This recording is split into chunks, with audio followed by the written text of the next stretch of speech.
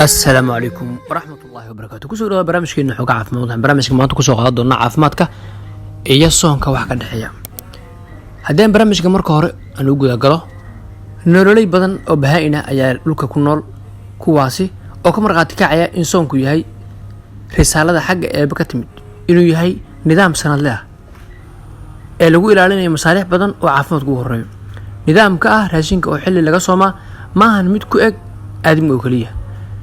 sidoo kale xayawaan badan ayaana la wadaaga caadadaas qiimiga badan dadka u korgala aqoonta barashada buubaaleyda waxay ogaadeen qaar badan oo shimbiraha kamid ah inay soomaan waxay cadeeyeen in shimbirahaasi ay leeyihiin caado sanadle ah taas oo ay ku joojinayaan raashinkii qaataan iyada oo markaas ay jirto in ay heli karaan raashinkii ay cunayeen ay muddo ka hakadaan inay miraha cunaan sidoo kale waxaa la helay kalluun ku nool moolka badda hoosteeda iyaga qudhood waxay leeyihiin xeer lagu soomo markaas ay soomayaan waxay aadaan ciidda badda ama wabiyada salkooda hoose halkaas ayay isku aasaan oo muddo ay ku soo noolaadaan iyada oo xeerahooda ay buuxaan qoodkii ay carfan jireen soonkaas ay xooluhu nala wadaagaan waxaana la wadaagay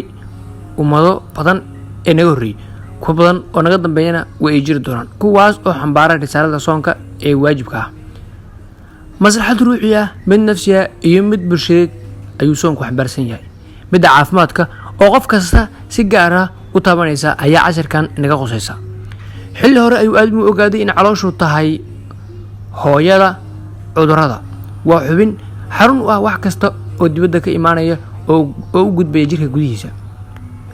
waxaa caloosha ku hakada raashinka la cuno iyo biyaha la cabo gudaheeda waxaa ka dhaca howlo qalafsan oo lagu dhaqan rogayo dhismo hoosaadka raashinka la quuto iyo cimiladiisa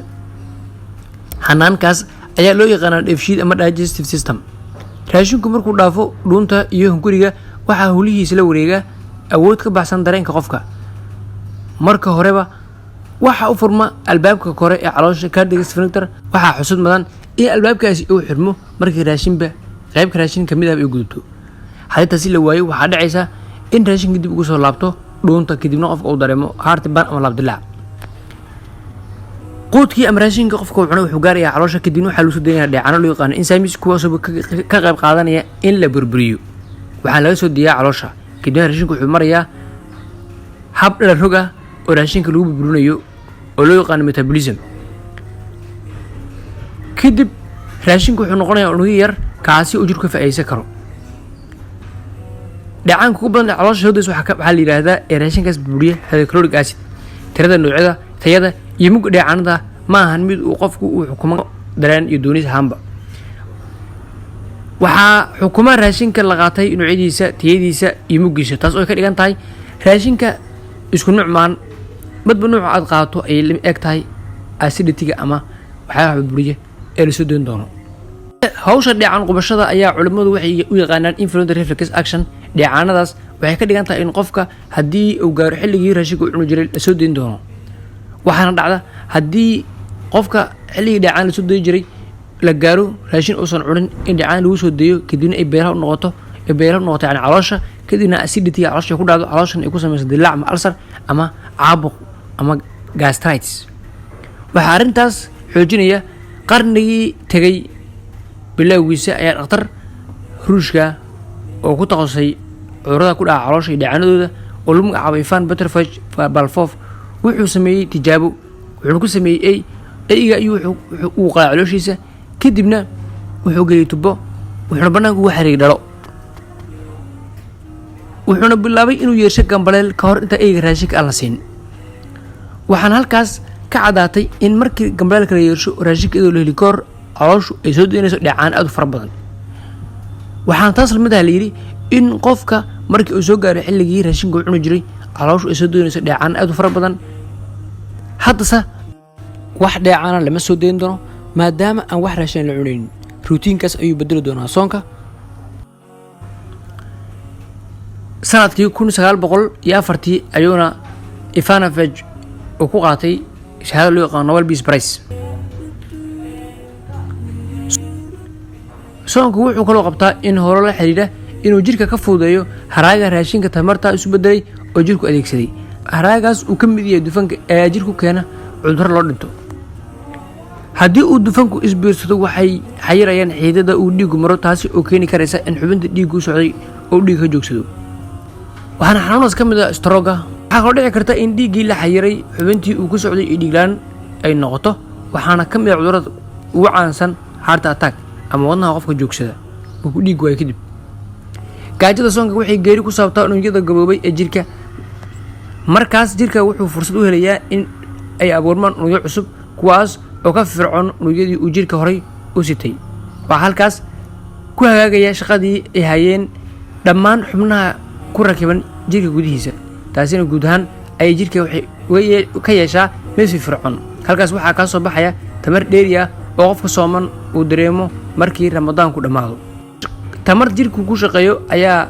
isdhimaysa muddada la sooman yahay. gaajada badan oo soonku wato waxay sabab u noqonaysaa in jirku adeegsado tamarta borotiinka kaydka ah, halka uu markiisii horey tamarta ka helayay maadada karbohaydraytka sokorta ay loo yaqaano glucose-ka. sidaa daraaddeed waxaa loo baahanayaa in la adeegsado tamartii kaydka ahayd sida dufanka oo kale. markii ay martaan baqaaradii kaydka ku jiray, waxaa halkoodii soo buuxinaya kayd cusub oo jirka caafimaad u leh.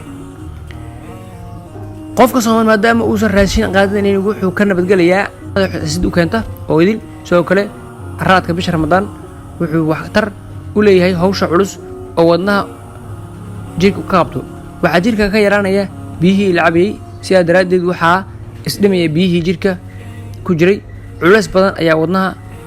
ka yaraanaya. sidoo kale cunada laga soomay waxaa caafimaad u tahay qofka qaba cudurrada sokorta iyo dhiigkarka. raashinkii sababayay in cuduradaas ay qofka ku soo baxaan sokorta iyo cusbadaba ayaana jirka soo gaareen. dadka cuduradaas qaba soonka wuxuu uga dhigan yahay dhakhtar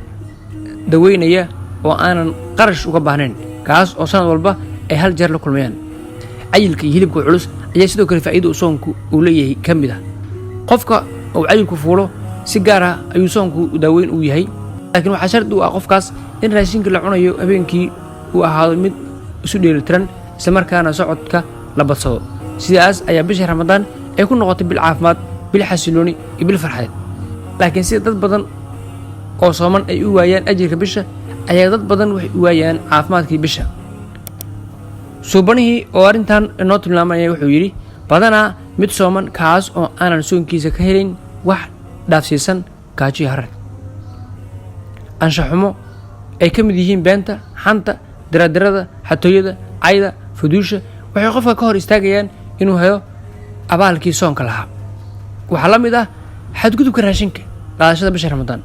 fadhiga badan, hurdada dheeraadka ah ee maalinta ramadaanka waxay hoos u dhigayaan faa'iidooyinkii caafimaadka laga sugayay bisha soon. jirka muddada uu hurdo uma baahna tamar badan oo uu bixiyo. sidaa daraaddeed dadka hurdada ku dhammaysta bisha ramadaan waxay iska hor joogsadeen faa'iidooyin ay heli lahaayeen 30 maalin, taas oo ah in jirka laga nadiifiyo walxaha haraaga ah ee ku kaydsan oo ay ugu horeeyaan sokorta, dufanka iyo borotiinka. cilmi baaris ay sameeyeen khubaro ka tirsan jaamacad ku taal dalka Mareykanka ee lagu magacaabo University of Southern California, sida ay daawacday jiradda Detroit Free Press, waxay xaqiijiyeen in soonku uu yahay caafimaad.